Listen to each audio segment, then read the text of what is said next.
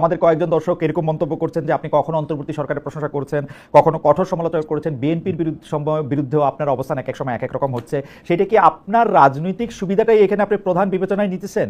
কেউ কেউ আপনাকে সাবেক প্রেসিডেন্ট এইচ এম এর সাথেও তুলনা করছেন যে তার উনি যেমন একটা পার্টির নেতা হিসেবে রাজনৈতিক সুবিধা নেওয়ার জন্য তার অবস্থান পরিবর্তন করতেন। আপনার মধ্যেও কি সেটা দেখা যাচ্ছে কিনা একটু যদি মন্তব্য করতেন। অবশ্যই রাজনীতিতে প্রত্যেক রাজনৈতিক দল দেশ জাতির জন্য যেমন কাজ করতে চায়, নিজের পলিটিক্যাল পার্টির স্বার্থটাও দেখবে অবশ্যই, কারণ সে যদি পজিশনে না থাকে তাহলে সে কিভাবে কাজ করবে। তো অবশ্যই রাজনৈতিকভাবে আমরা আমাদের দলীয় আমরা একটা অবস্থান আমরা দেখবো যে এইখানে একটা জোটে গেলে আমাদের একটা ভিন্ন অবস্থানে থাকলে আমাদের রাজনৈতিক অবস্থান ঠিক হয়, আমরা মানুষের জন্য কি করতে পারছি। আমরা শুরুর দিকে এই সরকারকে বলছিলাম যে এই সরকার 2 বছরের জন্য একটা জাতীয় সরকার করেন, 2 বছরের জন্য তারা করে নাই, যে কারণে আমরা পরবর্তীতে সরকারকে সেই 2 বছরের সাপোর্ট দেই নাই। আমরা বলেছিলাম যে আপনার নির্বাচনের প্রশ্নে জাতীয় ঐক্যমতের ভিত্তিতে একটা নির্বাচনী রোড ম্যাপ দেন, অনেকদিন ধরে সেটা দেয় নাই, যে কারণে বিএনপির সাথে যেহেতু আমরা যুগপৎ আন্দোলন করেছি এবং আপনারা দেখেছেন আমার রাজপথের গত 7-8 বছরের ভূমিকা অনেক প্রবীণ রাজনীতিবিদরা 70 বছরেও এই দেশে ছিল না, এইটুকু আমরা চ্যালেঞ্জ দিয়ে বলতে পারবো। সেইখানে আমরা বিএনপির সাথে যেহেতু ছিলাম, যুগপৎ আন্দোলন করেছিলাম, বিএনপির সাথে আলাপ আলোচনায় বিএনপি বলেছে দেশের বাস্তবতায় তারা ডিসেম্বরের মধ্যে নির্বাচন চায়।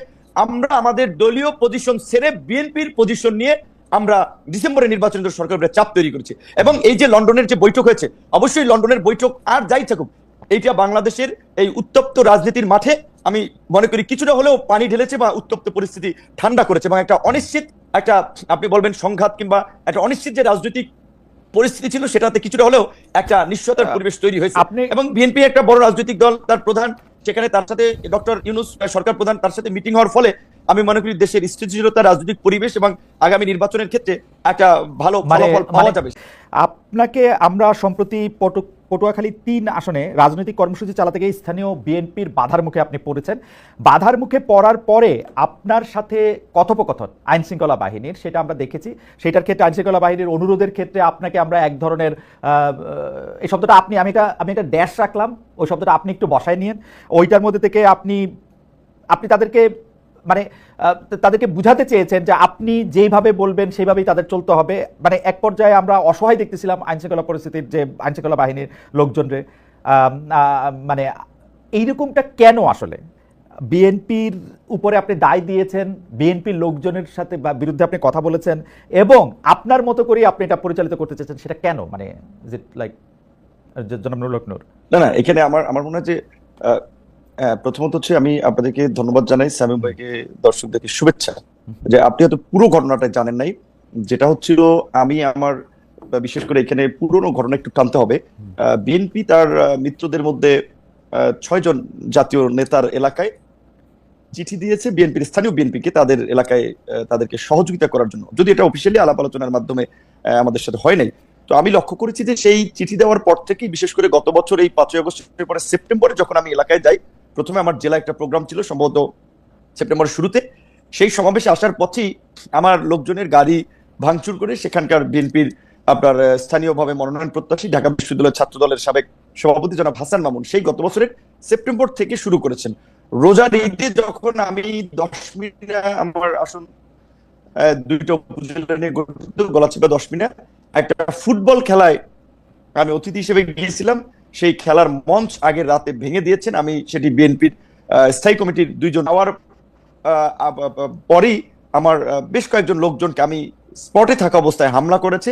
এবং সেদিন যে আপনারা ঘটনাটি সোশ্যাল মিডিয়াতে দেখেছিলেন, আমি গিয়েছিলাম, বিএনপিরই সাবেক এক নেতা, তিনি মৃত্যুবরণ করেছেন, শেষে আমার সাথে কাজ করেছেন, তো তার একটা স্মরণ সভায়, সেই স্মরণ সভা থেকে ফেরার পথে সেখানে প্রায় আপনার 3 কিলোমিটার রাস্তায় মাঝখানে কিছু বাজার আছে, বাজারে জনাব হাসান মামুনের সমর্থিত লোকেরা রাস্তায় গাছ ফেলে রামদা, বগি, চাপাতি, অস্ত্র সহ অবস্থান নিয়েছেন যে তারা এখানে গিলে আমাকে হত্যা করবেন বা আমার লোকজনের উপরে অ্যাটাক চালাবেন।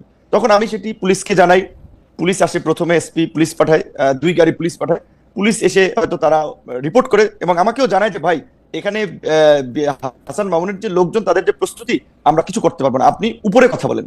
তার মানে উপরে কথা হলো, ওসি বলছেন, বুঝছি, তাহলে কি করতে হবে। আমি তখন পটুয়াখালীর সেনাবাহিনীর দায়িত্বে তাদেরকে জানালাম, তারাও 4 গাড়ি আসছে, পুলিশ 2 গাড়ি, সেনাবাহিনীর 4 গাড়ি, 6 গাড়ি আসার পরেও তারা আমার সাথে পার্সোনালি আলাপ করতেছিল, বলছে ভাই তাদের যে প্রস্তুতি, এখানে তারা রাস্তার পাশে ইট নিয়ে অবস্থান করছে, তাদের হাতে দেশীয় অস্ত্রশস্ত্র, আমরা এখানে কতজন লোক, আমরা আপনাকে এখান থেকে এই পথ দিয়ে নিয়ে যেতে পারবো না, আপনি বরঞ্চ অন্য পথ দিয়ে চলে যান। আমি বলছি কোথায় যাবো?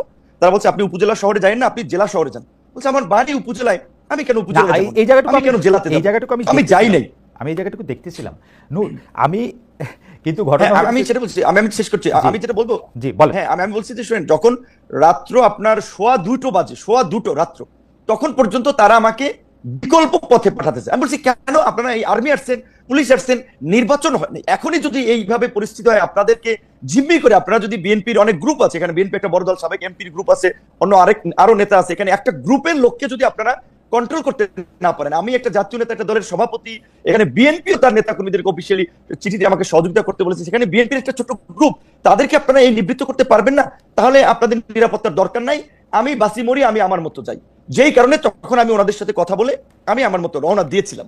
তো যাই হোক, মাঝপথে আবার আমাকে প্রশাসনের কর্মকর্তারা ফোন দিয়েছে, ভাই আপনি চাই না আপনার নিরাপত্তা আগে, আপনার কিছু হয়ে গেলে সেটা পরে আপনি একটু ধৈর্য ধরেন। তখন আমি একটু ক্ষান্ত দিয়েছিলাম। আমি একটু ছোট করে বলি নূর, এইটা তো আপনি জাতীয় নেতা, আপনি একটা জায়গায় যাইতে চাইতেছেন, আপনি প্রশাসন এবং আইন শৃঙ্খলা বাহিনীর সাহায্য চাইছেন, প্রশাসন এবং আইন শৃঙ্খলা বাহিনীর সাহায্য, ওরা এসে দেখছে যে অনেকগুলি এখানে লোক সমাগম আছে এবং তারা যদি আপনাকে সেখানে এসকর্ট করে নিয়ে যাইতে হইতো বা তারা আপনার সঙ্গে যাইতে হইতো, তাহলে হয়তো অনেক হানাহানি হতাহতের ঘটনা ঘটতে পারতো। সেইটা এড়ানোর জন্য তারা আপনাকে খুবই বিনীতভাবে অনুরোধ করছে যে আপনি ঘুরে এই রুটটা আপনি এই মুহূর্তে ব্যবহার করেন না।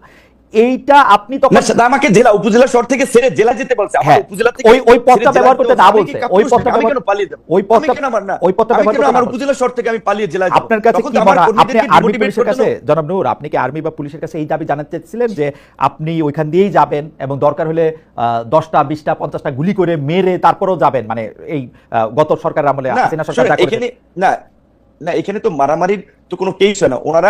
ওনারা যদি জাস্ট সিম্পল ভাবে যদি ওদের সাথে কথা বলে বলতো যে এখানে তারা যাবে, আপনারা এখানে পথটা ছেড়ে দেন, কারণ আমার তো রোধ করার তাদের অধিকার নাই। একজন আপনি সন্ত্রাসীর কাছে পরাজয় বরণ করবেন, তারা আপনার রাস্তাঘাট অবরোধ করে কেন? আমি কি কাউকে মার্ডার করেছি? আমি কি সেখানে চাঁদাবাজি করতে গেছি? আমি একটা রাজনৈতিক কর্মসূচিতে গেছি, সেখানে কেন তারা আমাকে অবরোধ করবে? এটাই তো তাদের অপরাধ। আপনার কাছে কি মনে হয়েছে তারা কেন কথা বলে তাদেরকে রাস্তা থেকে সরিয়ে দেন নাই? এখানে আমি যতদূর জানতে পেরেছি তারা বলেছে ডিসি সাহেবের অনুমতি নাই। যেটা আমি বলছিলাম, এখানে জনাব হাসান মামুন ছাত্র দলের নেতা ছিলেন, ডিসি হচ্ছে তার কর্মী ছিলেন বোধহয়, এবং জনাব হাসান মামুনের ওয়াইফ একজন ডিসি, তিনি বগুড়াতে বর্তমানে ডিসি আছেন।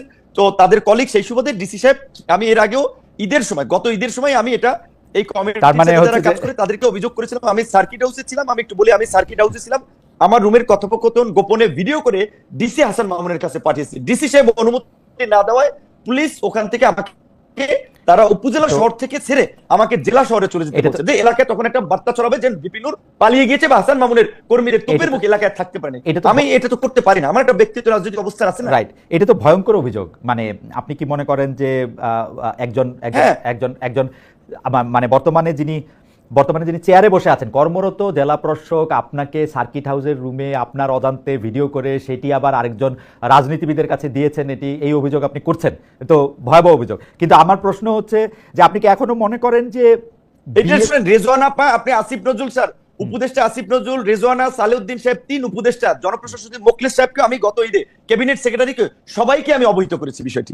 এবং এই ডিসির মূলত আশকারাতি, তারা আমাকে এলাকায় একটা অপদস্থ করতে চেয়েছে, রাজনৈতিকভাবে আমাকে পরাজিত করতে চেয়েছে, মানুষের কাছে ছোট করতে চেয়েছে, এবং এর সাথে ডিসির একটা ইনভলভমেন্ট আছে। যে কারণে তখন আমি প্রশাসনের আরো উপরে কথা বলেছি যে আমাকে যেন এইখান থেকে যাওয়ার একটা ব্যবস্থা করে দেয়। আমি কেন আমার উপজেলা শহর ছেড়ে আমি জেলা, আমি বুঝতে পারছি। তার মানে কি এই যে এই পাওয়ার গেমটা চলতেছে, আপনি কি মনে করেন যে হাসান মামুন সাহেব যার বিরুদ্ধে আপনি অভিযোগ করছেন, উনি কি বিএনপির হয়ে এই পাওয়ার প্র্যাকটিস করছেন, নাকি উনার নিজস্ব যোগাযোগের মাধ্যমে, উনার স্ত্রীর কথা বললেন, অন্য যোগাযোগের কথা বললেন, এটা কি বিএনপির কে আপনি কি এখন যেহেতু ধরেন, এটা আপনি জানেন, বিএনপি আওয়ামী লীগের মতো দলগুলোতে পদে থাকলে নেতার পিছিয়ে মৌমাছির চাকের মতো লোক থাকে, পদে না থাকলে 5 জন লোক তার পিছনে হাঁটে না। তো তিনি কেন্দ্রীয় নির্বাহী কমিটির সদস্য, সেই সুবাদে তিনি মনোনয়ন চান, এলাকায় একটা গ্রুপ তার পক্ষে আছে, তো স্বাভাবিকভাবে তিনি তার রাজনৈতিক পদবি ব্যবহার করি। এবং আমি আপনাকে এইটুকু বলি, এই ঘটনা ঘটবে এটা আমি যখন জানতে পারি, আমি দুপুরবেলা, আমি আপনার এখানে নাম না বললাম, বিএনপির একজন স্থায়ী কমিটির সদস্যকে জানিয়েছিলাম যে এলাকায় এই পরিস্থিতি ঘটবে এবং হতাহতের পরিস্থিতি ঘটতে পারে, কাজী আপনারা তাকে থামান, আমি আমার এলাকায় প্রোগ্রাম করতে পারবো না। আওয়ামী লীগ আমলেও তো আমাকে এইভাবে বাধা দেয়নি। এমনকি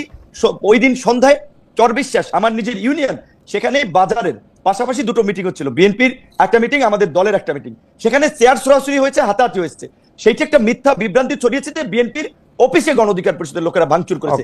এই অভিযোগ তুলে গলাচিপা 10 মিনিট 2 উপজেলায় আমার 17টি অফিস ভাঙচুর করেছে, রামদা দিয়ে কুপিয়েছে, ব্যানার, ফেস্টুন, পোস্টার গুলো ছেড়েছে। আমি বিএনপির শীর্ষ নেতাদেরকে বলেছি আপনারা একটা নিরপেক্ষ তদন্ত করুন, কিন্তু দুঃখজনক এই গত কয়েকদিনেও এখন পর্যন্ত একটা তদন্ত আমি দেখি নাই। আপনার কাছে কি কিঞ্চিত মনে হয়, জন্মলক্ষ্য নূর, আপনার কাছে কি কিঞ্চিত মনে হয় যে আপনার প্রতি যে বিএনপির ভালোবাসা সেটা একটু কমেছে?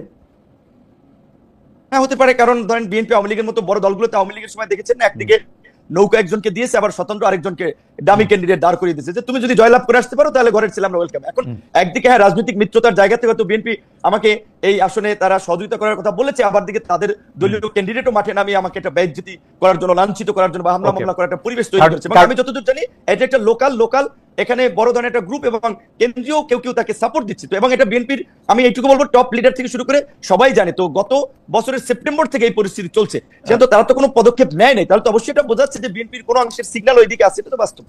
ডক্টর পারভেজের কাছে আমরা একটু প্রশ্ন করতে চাই যে সেনাপ্রধান আপনাদের দলের চেয়ারপারসনের সঙ্গে দেখা করতে গুলশানে যান, সরকার প্রধান আপনাদের ভারপ্রাপ্ত চেয়ারম্যানের সঙ্গে বৈঠক করতে লন্ডনে যান, সবকিছু মিলিয়ে অন্তর্বর্তী সরকারে বিএনপি কি একটু বেশি শক্তিশালী কিনা? এই অবস্থায় লেভেল প্লেইং ফিল্ড নিশ্চিত করা কি আসলে সম্ভব হবে? প্রশাসনের বিভিন্ন স্তরে, আদালতে, অ্যাটর্নি জেনারেলের পদায়নে ডক্টর মোহাম্মদ ইউনূস সরকারের মধ্যে চেয়ে নাকি বিএনপির লোকজনই বেশি, বিএনপি নাকি এখন ডিফেক্টো পাওয়ারে, আপনি কি মনে করেন এটা ঠিক হচ্ছে কিনা ডক্টর পারভেজ? জন্য আপনি যে প্রশ্নটা করেছেন এটা খুবই গুরুত্বপূর্ণ প্রশ্ন, এবং আমরা গত 2-1 দিনে এই ধরনের আলোচনা উঠে আসছে বলে আমরা দেখেছি।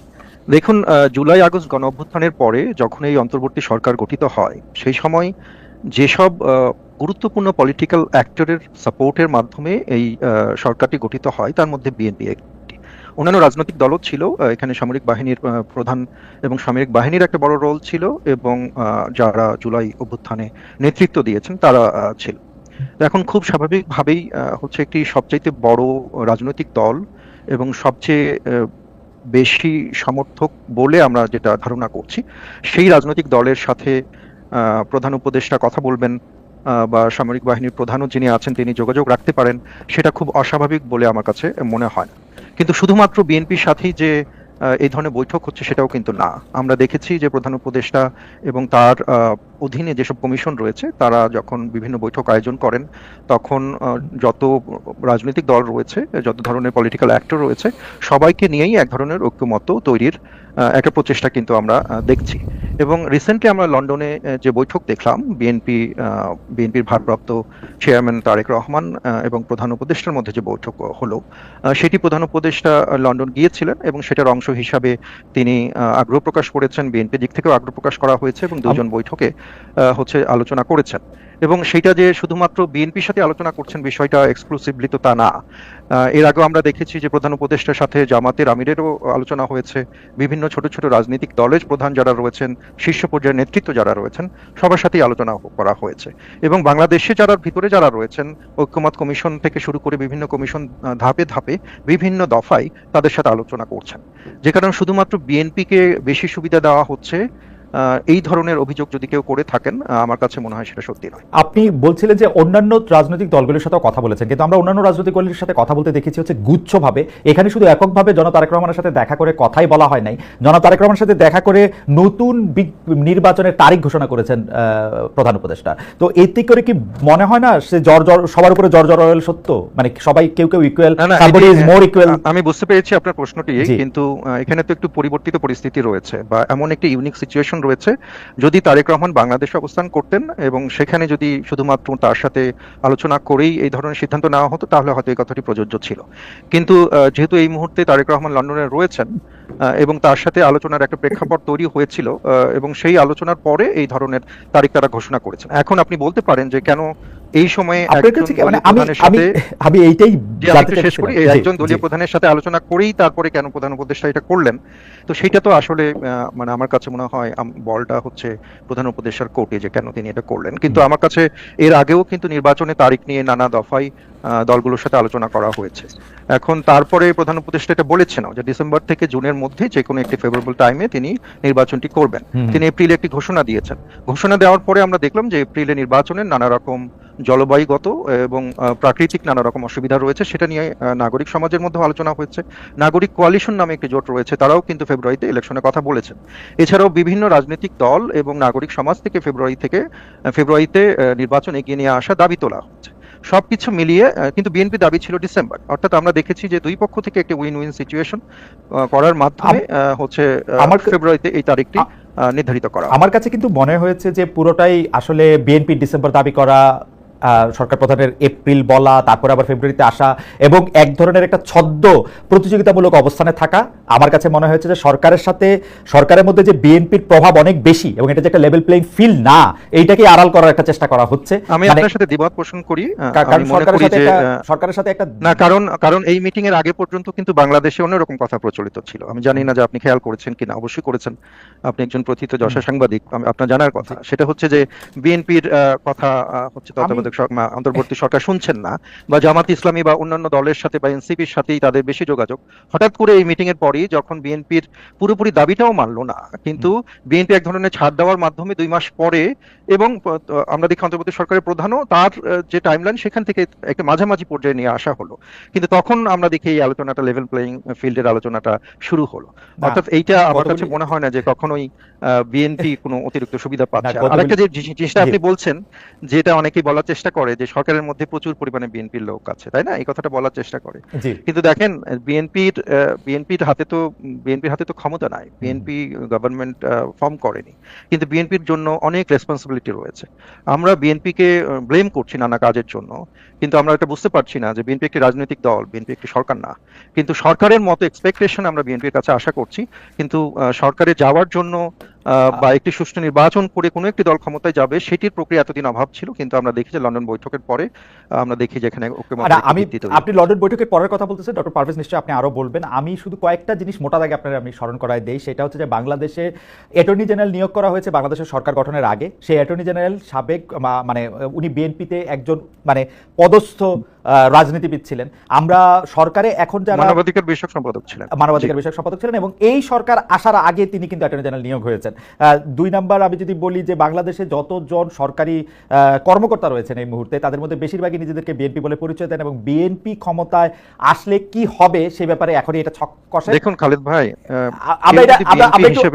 বিএনপি হিসেবে কেউ যদি নিজেকে পরিচয় দেয়, এটা তো বিএনপি আসলে লাভজনক না হলে দিত না, ডক্টর পারভেজ প্রতিরোধ করতে পারে না। লাভজনক না হলে সবাই যদি এটা প্রেডিকশন করতে চায় যে এই জনগণের ভোটে সুষ্ঠু নির্বাচনের মাধ্যমে বিএনপি ক্ষমতায় আসবে এবং বিএনপির সাথে তারা লিনিং হতে চায়, বিএনপি করতে চায়, এখানে তো বিএনপি বলতে পারে না যে হচ্ছে প্রত্যেকটা অফিসারকে ধরে যে আমরা বিএনপি করছো কেন, তাই না? এটা তো অযৌক্তিক এবং ইরেশনাল আমার কাছে মনে হয়।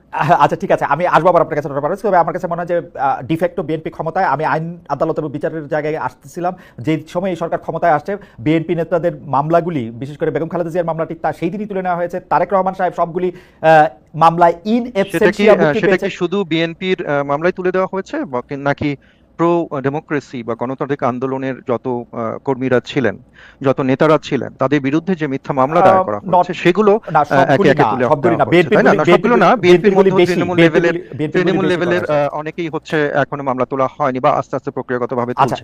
বিএনপির মধ্যে তো বেশি হবেই খালেদ ভাই, কারণ বিএনপি তো সবচাইতে বেশি মামলা দায়ের হচ্ছে বিএনপির বিরুদ্ধে, অর্থাৎ বিএনপিরই তো সবচেয়ে বেশি মামলা। না যাই হোক, মানে এই মামলাগুলি কিন্তু ট্রায়াল করে প্রসেস মতো উঠে নাই। আমি তারেক রহমানটাই বলি, ইন অ্যাবসেন্সিয়া ও গত আদালতে তার সুবিচার পান নাই বলে ইন অ্যাবসেন্সিয়া এই আদালত তাকে মানে খালাস করে দিয়েছেন, মুক্ত করে দিয়েছেন।